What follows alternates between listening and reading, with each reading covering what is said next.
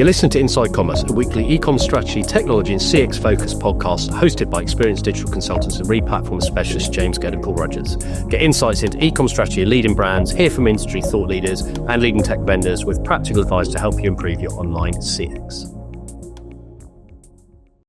It's sponsored by WorldPay, and today it's myself and Paul, and we're talking on a topic that we think is really interesting, which is native apps for e-commerce retailers. So we're looking at why actually it's much easier nowadays technically to launch an app, but that's not necessarily a good thing, making things very, very easy. Also, what is the purpose of apps? What type of retailer, what type of use cases app suits and why? Examples of apps where they're working, innovations and key considerations. And I think the starting point for this is the fact that over the last 3 to 5 years, the capabilities in mobile web have accelerated rapidly. And whereas you go back historically to things mobile web cannot do at all, push notifications, for example, the gap has closed considerably and in some areas completely. And that leads on to making it a slightly different discussion about whether or not you need a native app, because you can achieve a lot through mobile web. However, they do often serve different purposes and different customer groups. So the framing is that today the decision is much less about technical limitation, more about customer behavior and commercial ROI, and we want to dig into that. Anything to add to that, Paul? No, I think that's it. I think the only other thing would be like when not to do an app as well, and like why not to just add an app as a channel. Now it's got a bit easier to do it. Yeah, and also, whereas previously, I think when I first started looking at mobile apps, 2015, I was working with House of Fraser, and we're looking at, because the mobile web was okay, but the UX was a bit shaky. The performance wasn't brilliant. You had all the issues with lack of cache in offline modes, etc. And the mobile app seemed like something that was more exclusive to larger retailers, because the cost of building out a true native app using those native programming languages and getting it into the app store, it involved a decent amount of investment, and smaller brands couldn't justify doing that. Obviously, that has fundamentally changed now. So we are seeing much smaller brands investing in apps and using them for predominantly retention rather than acquisition. So I think there's been a fundamental commercial shift in what were the barriers to entry in this space. Yeah, and actually even the model as well. But I think that's quite an interesting one, because essentially, I mean, if you're operating in a Shopify world, there's, probably 10 mainstream vendors that allow you to build a relatively rigid app, which is largely like you'll have front end kind of styling, and then it'll be based on your catalog, and then it will use Shopify checkout. And then the model is usually monthly fee, and in some cases, maybe a percentage of orders. But it's the only thing with that is I guess if you are a bigger brand, I think a lot of people go down that route and then quite quickly get frustrated with the pricing model where it kind of scales up. And also like the model where it's a lot harder to get new features introduced when you're kind of buying a very rigid platform. And I think if you look at some of the brands that have kind of scaled apps in the Shopify space, they've kind of started with one of those vendors, and then they've ended up kind of building it themselves kind of as they've needed more. Yeah, but I think this is why, for me, the whole theme of democratization of technology is throughout our podcasts over the years. It's becoming simpler. There's more options. There are ecosystems that evolve, and Shopify is one of them. I know big commerce hasn't grown in the same way as Shopify, but it still has a third-party ecosystem with lots of tight integrations. Centra's building out its own one. All of these ecosystems that are doing this, where you can effectively plug and play. I'd say that with a little pinch of salt, of course. But you can, without having to build everything, you have infrastructure, you have frameworks. And I think this is great. So you're talking about things like Tapcart, right? Princess Polly's or Shopney. And there are models where you can avoid transaction fees and just do fixed monthly fees. So you've got, your costs are set. And I think this is great, because if I'm a SME retailer, or if I've got a client talk to me about, we want to launch an app, I do not want them spending tens and tens of thousands of pounds on development fees to build something that's not yet validated. I want fast to market, and I want core features, and I want to learn from that data and learn from the usage. And then when I've exhausted what it can do, and then I'm constrained, then I've got a business case for investment. Yeah, exactly. And I think a lot of brands have done that really well. And I think, to be honest, like, I feel like a lot of our clients are using Ven at the moment. But I think Tapcart and Ven are probably the top two. I think both of them are really great products. I think, again, like, you're obviously going to have some benefits to go if you get on the more bespoke route. And I feel like a lot of our clients want to use apps for like more deeper clienteling stuff, like way more like unique, like discovery experiences, like omni features, etc. But I feel like if you're going down that route, you're probably talking about, a 200 to 500k build and, a development retainer, for maintenance and like feature development. Whereas I think particularly Ven, I think have done a good job of, some of that, like Fairfax and Favour and Totem and some of the other brands we've worked with have got really solid apps. That, have been, the barrier to entry has been really low, and there's been like, a real benefit of introducing the app. I think the thing that I would say that I found quite interesting as more of our clients have introduced native apps is pretty much all of them have said there's an incremental uplift from a CRM perspective via the app. And I think part of that is because of like, I think users are more focused in an app, and they spend more time, like the kind of the sessions are more engaged and longer, and part of it's push notifications. But yeah, it's interesting that I think pretty much everyone I've known that has done an app well has said there's been a really positive ROI from existing customers. Ready to grow your business online? With WorldPay e-commerce, you can deliver fast, secure payments your customers love, backed by global reach and real people-powered support. Scale with confidence and enhance your customers' experience with WorldPay e-commerce. Yeah, so let's start this like narrative with the like native app strengths, because as I said at the start, there's been a convergence here, right? You go back 5 years, what mobile web could do was far less than the native apps. And I hear, not as many conversations nowadays, probably because of the type of business I'm working with, but there are still conversations about, well, we don't need an app because mobile web you can do push notifications. You can't do them quite as well. But let's go through native app strength. I guess the things that I see most are richer push notification. You can do push notification on mobile web, but they're a bit more shaky. You've got more interaction options in a native app environment, and the background execution is more reliable because it doesn't need active browser session for it. So you've got greater control. There's deeper integration with the actual hardware on the device.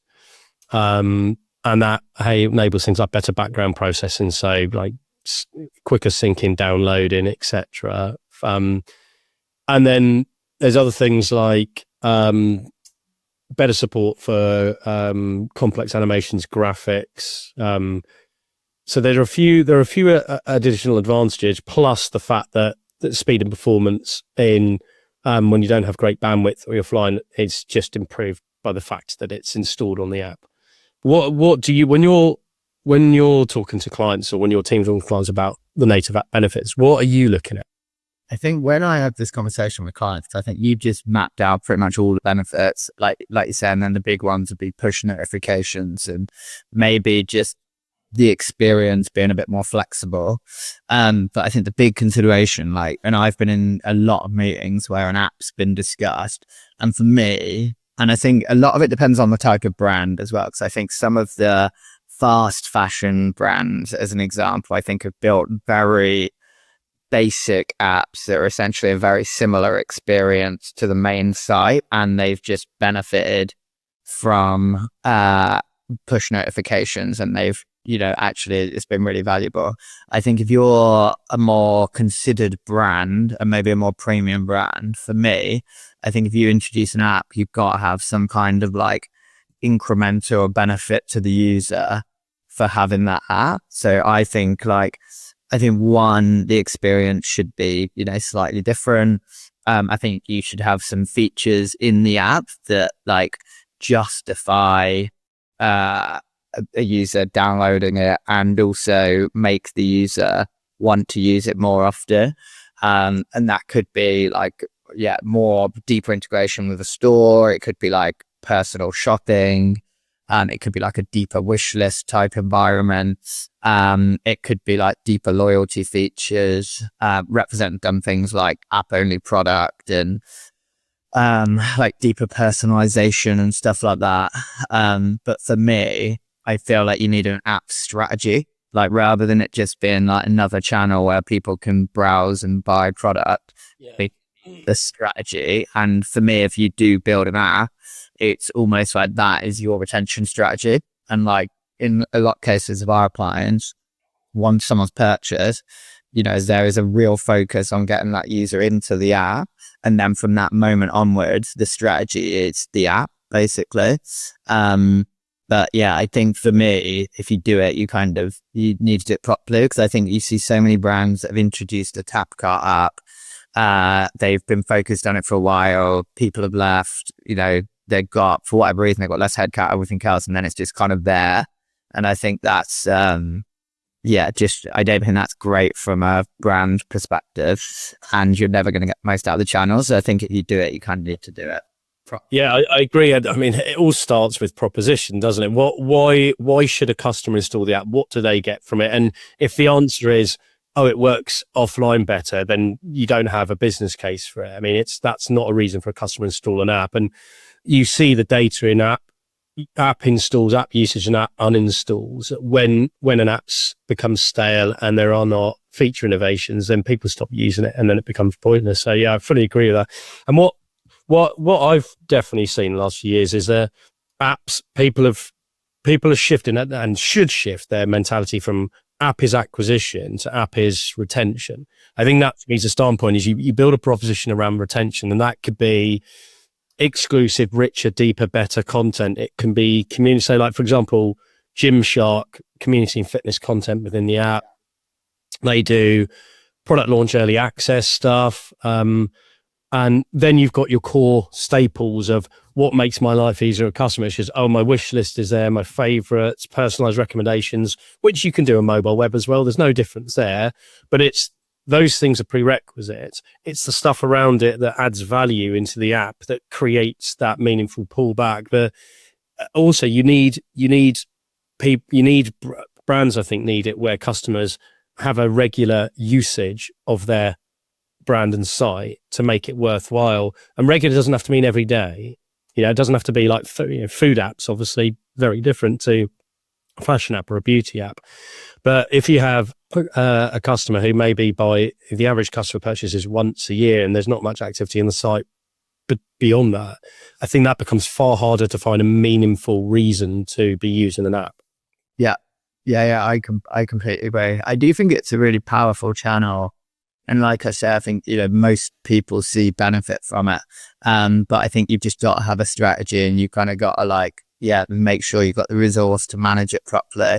I think the bigger question, I think if you're in the wrong position from a technology perspective, the bigger question mark is when it's a bigger overhead. So I mean, if you're, a brand on Salesforce and a load of other, more enterprise systems, everything else, and you're looking at doing an app and suddenly, there's millions of pounds involved and everything needs to be managed completely independently and you need completely separate integrations and everything else. I think that's probably like a bigger, that in that sense, a much bigger decision. But I do feel like if a business invests in the app in the right way, and there's like I said, it's a real strategy behind it, and maybe there's just more thinking about the customer by that channel, and broader engagement with the brand, then I feel like I think it can be really impactful.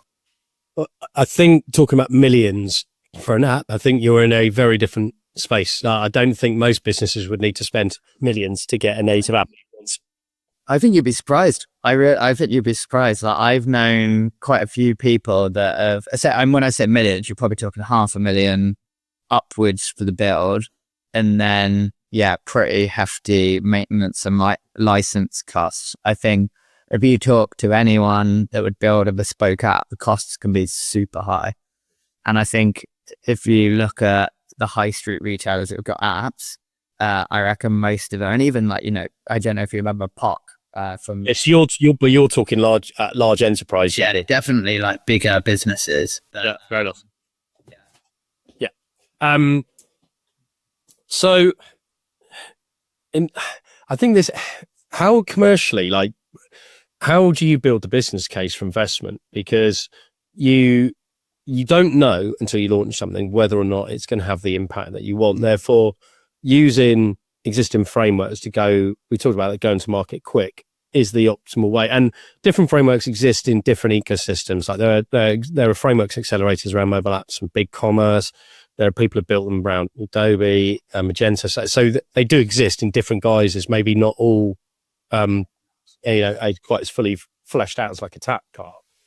But what is the analysis path that needs to happen for a retailer, a brand to go, right, we now know what customers need, what the purpose will be, and we can now define the proposition? Yeah, I think for me, you kind of got to set what you want to achieve from the app.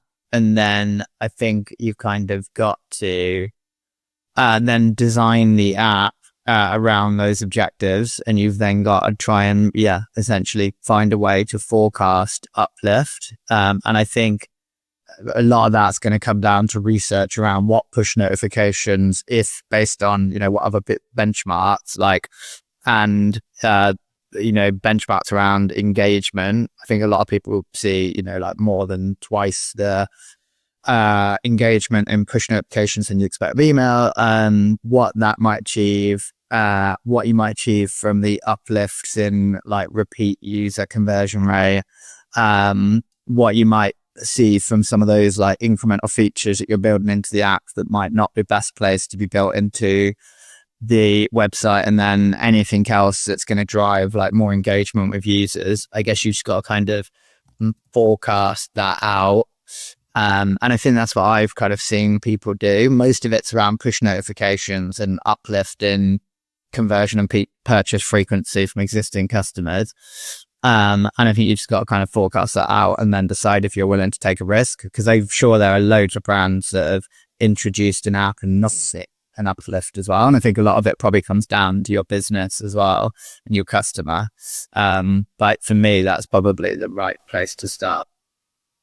Yeah, I also think it's really important to not try and overcomplicate it and do everything at once.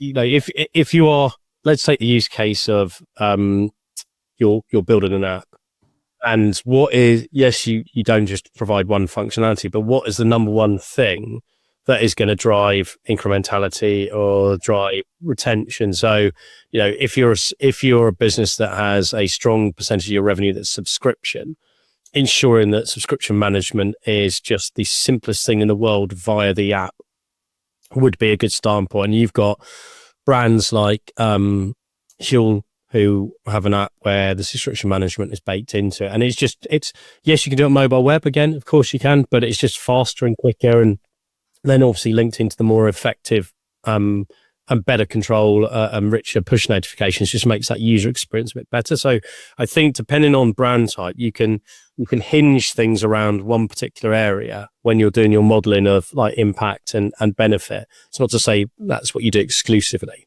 Yeah, I think I completely agree with all of that. I think the one thing that is quite interesting with an app versus some other investment areas around ecom, the only thing I would say is I feel like a lot of brands would be inclined to do like a really basic MVP and look at the uplift. And I think the only one thing with an app is if your app is rubbish and a customer essentially sees it as just, very basic, buggy, not a great experience, no better than the website, then I think you're going to get low engagement.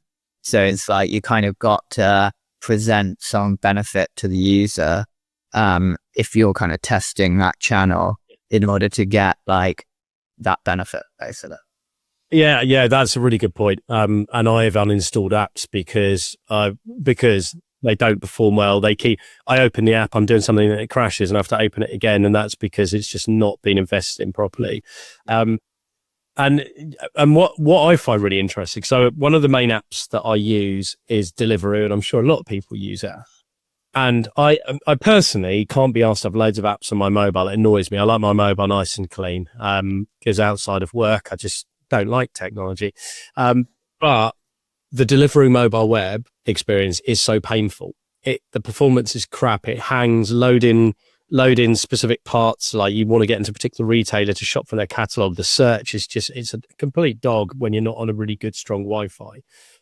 And part of me wonders whether that is a deliberate, because they know the app. Most people have the app installed and the app is where most people go. That actually for some retailers, the shift in investment occurs over time where the app becomes the primary mobile investment space and the mobile web is retained and managed, to debug, but actually the investment isn't in there to make it as the best to possibly get. I think from an e-com perspective, I think the average brand is probably, like a lot of brands would probably start to look at the website as like new customer, net new demand. Like how do you get that first conversion? And then how do you repeat that customer onto the app as quickly as possible? And then I think that your retention strategy is then all of that investment goes into the app, or a lot of that investment goes into the app. And I think, I think that's a good strategy personally. And it's, I guess the killer point here is why would someone use it? And if you have a website where people aren't coming often, then just launching an app isn't going to make them come more often. There has to be something incremental, and loyalty is one of the areas where I definitely think there's an opportunity. If you want to drive greater engagement and you want to drive more usage, bring in loyalty into an app, and then having a loyalty program where it's not reactive, it's proactive, and it's reminding people of points balances, it's reminding them of new incentives added, it's informing them when they're close to going up a tier, or of new loyalty perks that have been whatever those things are. There's an environment within which you can make that far more immersive and enjoyable. Yeah, I completely agree. Yeah, and I think there's some really nice examples of brands. I'm trying to remember some of them, but I've looked at loads when we've done projects where they do the onboarding experience really nicely. And essentially they're, as part of an account build, there's like a really engaging branded way of like explaining why they're collecting certain data and like making you want to buy into the personalization and all of that. And then I think it's a really nice environment to extract that data from the customer, where you can, do it in a bit more of a, like a premium way rather than doing it in the browser. I guess the ones that I use the most are things like food apps, because loyalty is so intrinsically linked to that. I use the salad project. Every time I go into one of my clients in Tottenham Court Road, I'm in the salad project every day. I'm there and I'm getting points, and I get notifications tell me when I've got a reward that I can redeem. Because one of the things as a customer customers, we're terrible at it sometimes, is remembering which reward schemes we're in, what perks we've got, when they might expire.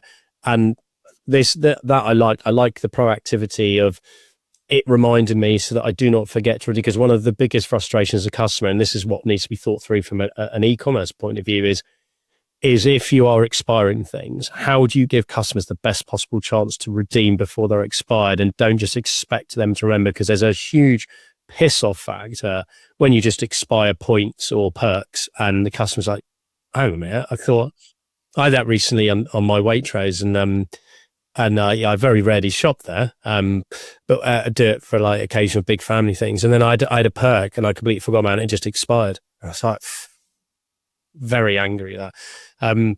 What's your advice to people around, about, I guess, managing loyalty and that piece to make sure that customers feel like they are being encouraged to use the benefits they're getting? I think the overall kind of strategy is the same. And I think you want to just I think that, like you said, one of the risks with loyalty is if you're really promoting something that isn't particularly meaningful.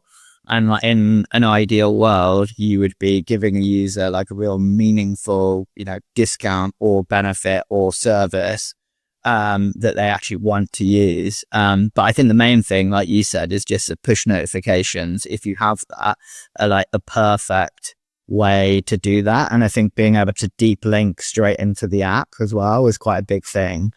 So yeah, I agree. Perfect place for both loyalty and personalization. I was just thinking about which apps I use actually. To be honest, it's all like fitness, travel, Deliveroo, the convenience ones. But I think one other thing that I was thinking about, and this is like a completely different business model, but there's a number of apps where I've essentially bought something, a product, and this is probably more tech than anything else, but essentially I've then paid a very small amount, a very low monthly fee, which is all managed via an app for some of the benefits that are in the app. But I think that's probably a very niche, specific business opportunity more for, because like Current Body, I think, is a really good example where they sell the beauty tech products, and some of their products then have an app and you pay a small monthly fee. I think you pay a monthly fee, and there's a load of content on how best to use the app, and you can like control certain things within the app. And the other thing is, I guess, when you've got an app in that instance, you might be more likely to do an upgrade or obviously potentially be upsold. But yeah, I guess like that opportunity differs per brand. I think for Represent, the obvious place where they could go with app in general as a channel is the 247 stuff, and do a lot more like community and content via in a 247 experience. And I guess that probably could exist for a lot of brands. Actually, do you know what? The upsell upgrade path is a really interesting point you mentioned, because if you look at technology like mobile telephony, that's a critical part of the business model. If you're on a mobile contract and that contract's going to expire in X months, you've got a device and there's a new handset out and there's an upgrade and upsell opportunity. That's a massive part of the user experience within an app to intertwine with notifications, emails, other marketing channels. That's a big, and it's not, obviously that's centric to very specific verticals. It is not for everybody. Yeah. But yeah, it's interesting. I think again, like you've just got more freedom around how you present a lot of that stuff within an app. And I do think if you get it right and, an app becomes a really big part of your business, that's probably one of the big benefits, just being a bit more in control of the experience. Yeah, I also, the cross and upselling opportunity based on big ticket purchase. So if you take like home appliances, for example, somebody who's buying a fridge freezer, there's a whole product life cycle around it, which typically is delivered out through an email marketing program. And it could be about, there's repair kits, there's like maintenance kits you can buy, which then help you extend the life of it.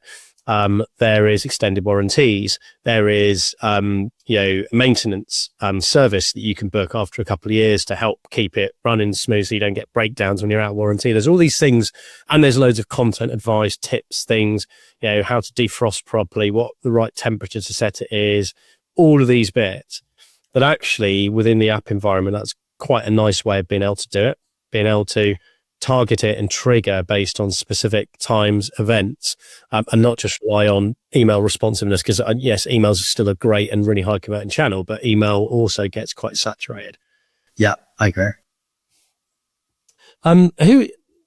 Which the apps that you use for e-commerce ones, which app do you use most and why? What is it about the app that makes you? So, I mean, fitness and food ones, I think, are like, they're no-brainers. We know why.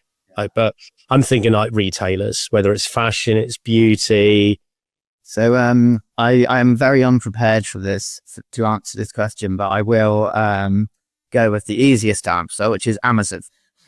So I'm a big Amazon user. So that's an obvious one. So I probably purchase most days using Prime for things for the office or things for my house. And that's obviously most people would say that. So I'll skip that one. It's a good question. How many do I use? I think if my wife was in this room, she would say Vinted. And I find Vinted fascinating with like how much time people spend on that app, not even just like the purchase behavior and like how that's impacting like brand loyalty and everything else. But I think Vinted is like slowly taking over the world. I'm just looking through my phone now. I probably don't use that. And I'll tell you a brand that I wish that had an app that I think it would be really beneficial to them is Golf Bidder. So I play golf and my golf clubs were recently stolen, but I also just love browsing golf club, and I think a lot of golfers do, and that's a web experience, and I feel like that is exactly the type of business where they'd benefit from an app, and like the whole experience I think could be really good in an app. I'm just having a look. I think with Represent, I tend to be, and I buy their 247 stuff. They've been a client of ours for a long time. I use their app quite a lot, and they recently went more bespoke with it. And I think the app's really good. I think the next phase of it will be better when, there's deeper loyalty integration and deeper personalization. I think that's good. We did a project with Riverford last year, and I got quite used to their app. I think their app's pretty good. I'm still trying to find one that I actually use regularly. This is why I asked the question, because a lot of people I know in the industry don't use retail shopping apps, apart from food, travel, and actually there aren't many with brand apps installed. Got one. Uniqlo I use quite a lot, actually. And that's a good experience, I would say. And I actually use that pretty regularly. Like, I love Uniqlo. I think that's, and that is probably a good example overall of app strategy. I think they do push notifications quite well. Uniqlo is actually a really good one. For me, the added value becomes when apps integrate into the native capabilities of a device to make life easier for you. So for example, with a Vinted, where you need to go to a postcode and have a postage label scannable, the ability to have that within an app, or the ability to push things into the wallet on the app so that you've got instantly scannable with loyalty cards, for example, like the Salad Project loyalty card. I've got it in my Apple wallet, and then I just scan it at the till point. That's where I find the value, because there's so many times when I've forgotten my mobile web login, and I'm like, oh shit, what was the password? Well, I don't need to, because the app, I'm straight in through face recognition and into the wallet, and I'm sorted. That's where I think the utility becomes really useful. I think this is separate to an app, but one thing that I've found really interesting recently, obviously Shopify are moving more people to the new accounts. And I think a lot more brands or businesses in general are moving away from passwords. And I think that is a real customer win. And I think the process of like even just building an account is like, I think that to me is like a massive customer experience uplift or win. And I think that's been really interesting. But yeah, I completely agree. I think, apps, longer login windows, all of that kind of stuff. I mean, to me, I really like an app. I think I would just reiterate the same thing we said at the start. And to be honest, going through my phone now has probably backed it up a little bit. You've got to have a reason to use the app, and you've got to give a customer more benefit to use the app, because otherwise, you're probably just not going to get the usage. Or you're not going to be able to get them using it regularly. Yeah, so I think that, let's do the overall conclusion here, is that for most e-commerce businesses, a really well optimized mobile website, which is the default position when building sites now anyway, remains the right primary investment. That's your starting point, because the gap between mobile web and apps has narrowed substantially thanks to things like progressive web apps, better mobile browser capabilities, etc., stronger APIs, you name it. The native app becomes commercially more compelling as an investment when you got a large customer base, you've got good repeat customers, You have loyalty within customers. You have frequent purchase behavior. And you also have a clear strategy around retention. And therefore that leads into what you said, which is the purpose and the reason behind the app. So the app investment justification is normally around driving lifetime value and customer engagement and repeat cycles, rather than the fact that it's technically slightly better than mobile web in certain areas. I think that the technical advantages are secondary to that commercial need that you said, like have a clear business case for it. Yeah, I agree. And I think if people do it properly, I think it can have a really big impact in lots of different ways. But I think the key is doing it properly. Only really doing it if you're going to invest in it, being like a proper channel for revenue or for customer experience. Yeah. So practical decision framework then. So mobile website is going to be sufficient if customers are buying infrequently, right? A couple of times a year, because it's going to be hard to get them to do more in the app without you having to create additional things to do that. Also, mobile website, critical with SEO as a primary acquisition channel. So for people where organic search is massive, that's normally really, really important. But then you flip it and go, well, actually, when repeat purchase is a core driver of growth for you, that's when an app can become more important.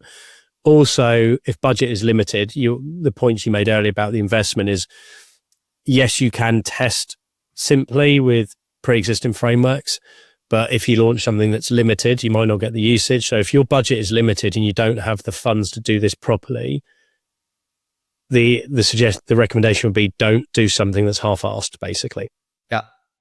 Yeah, I completely agree. And I think to your point then, even if you invest loads in an app, like in an ideal world, you still need to be like optimizing both channels. I think the only thing that it does give you the opportunity to focus an app on existing customer, and like the content and experience can be quite existing customer focused.